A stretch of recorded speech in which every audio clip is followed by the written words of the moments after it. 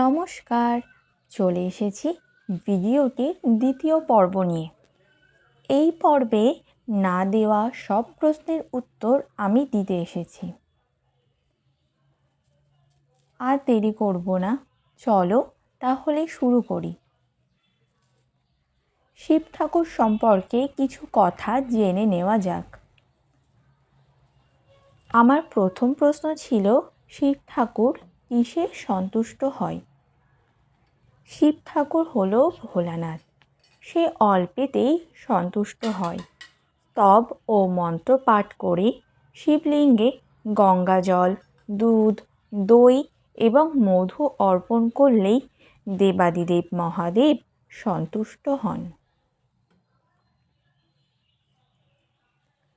দ্বিতীয় প্রশ্ন ছিল, শিবলিঙ্গে দুধ অর্পণ করলে কি হয়? শিবলিঙ্গের ওপর দুধ অর্পণ করলে বা দুধ দিয়ে অভিষেক করলে সুখ এবং সমৃদ্ধি আসে। সহজেই ভক্তরা ভগবান শিবের আশীর্বাদ পান। তৃতীয় প্রশ্ন ছিল, শিব ঠাকুরের অপর নাম কি? শিব ঠাকুরের অপর নাম মহাকাল, অর্থাৎ সময়ের প্রতীক। ভগবান শিব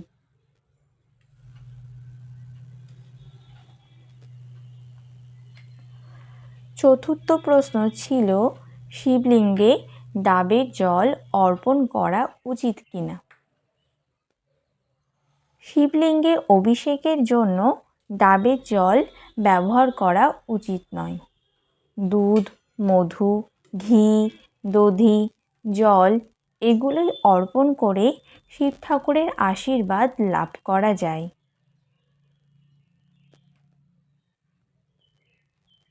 পঞ্চম প্রশ্ন ছিল, শিব ঠাকুরের প্রিয় ফল কোনটি?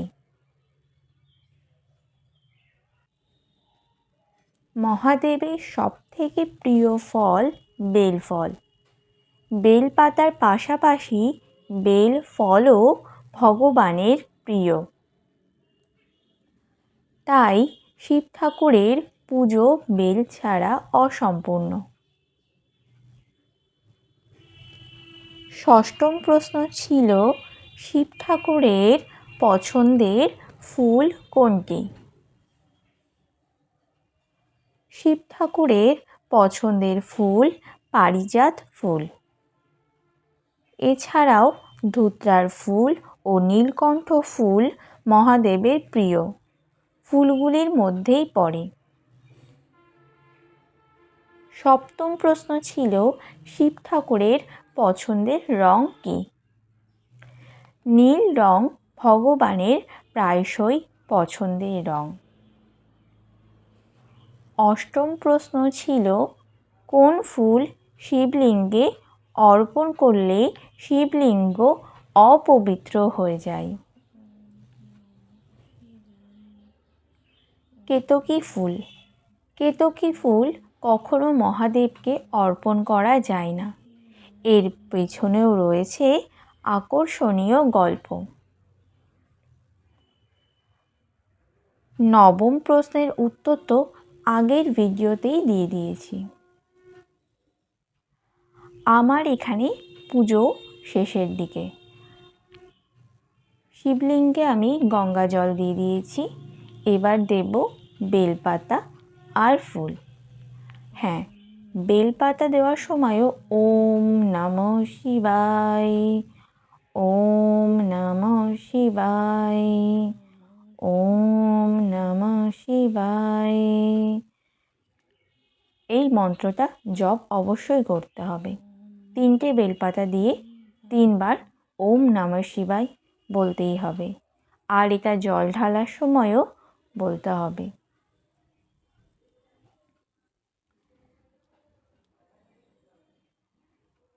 তাছাড়াও কিছু কিছু বিষয় শিবলিঙ্গ সম্পর্কে তোমাদেরকে জানাই। শিবলিঙ্গের মুখ সবসময় উত্তর দিক করেই বসাতে হয়, কারণ উত্তর দিকেই রয়েছে কৈলাস পর্বত। শিব ঠাকুরের ভোগ নিবেদন করার সময় তুলসী পাতা বর্জনীয়, শুধুমাত্র বেলপাতা দিয়েই নিবেদন করতে হয়। শিব ঠাকুরকে কখনো লাল রঙের ফুল অর্পণ করা উচিত নয়। সিঁদুরও শিবলিঙ্গে দেওয়া উচিত নয়। তিলক বা কুমকুম দেওয়া যায়। শিবরাত্রির ব্রত করার আগের দিন অবশ্যই নিরামিষ খেতে হবে আর ভক্তি ভরে মহাদেবকে ডাকতে হবে। শিবলিঙ্গে জল অর্পণ করার সময় ওম নমঃ শিবায় মন্ত্রটি উচ্চারণ করতে হবে।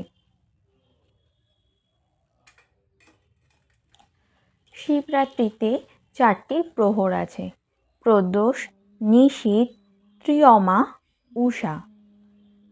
মহাশিবরাত্রির দিন প্রদোষ কাল থেকে ব্রহ্ম মুহূর্ত পর্যন্ত চলে শিবের আরাধনা। প্রদোষকাল সন্ধে 6টা থেকে রাত 9টা পর্যন্ত চলে।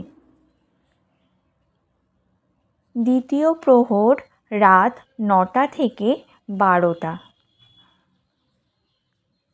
তৃতীয় প্রহর 12টা থেকে ভোর 3টে। এই সময় ভগবান শিবকে ঘি অর্পণ করা হয়। চতুর্থ প্রহর রাত 3টে থেকে ব্রহ্ম মুহূর্ত পর্যন্ত। এই সময় ভগবান শিবকে মধু নিবেদন করা হয়। 4 প্রহরে পুজো করলে ধর্ম, কর্ম, ধন ও মোক্ষ লাভ হয়।